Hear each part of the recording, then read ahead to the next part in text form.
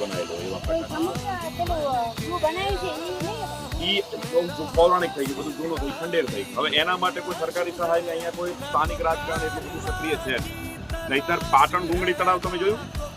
પાટણ ડુંગળી તળાવ એ પાટણ જેવો આ તળાવ બની શકે એવું છે. આ તળાવની કિનારી બાંધે ને વચ્ચે જે આ જે છે એ ઝરૂખો જો એનો રિપેરિંગ કરે ને તો આ પાછું એક હેરિટેજ બની જાય એવું. પણ સ્થાનિક રાજકારણ એટલું નબળું.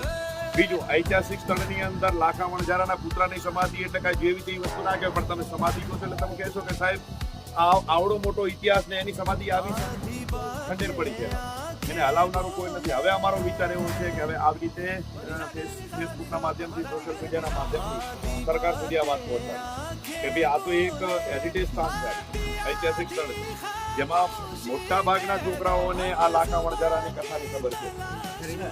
તો પછી એને આપણે જીર્ણોદ્ધાર કરવું જરૂરી.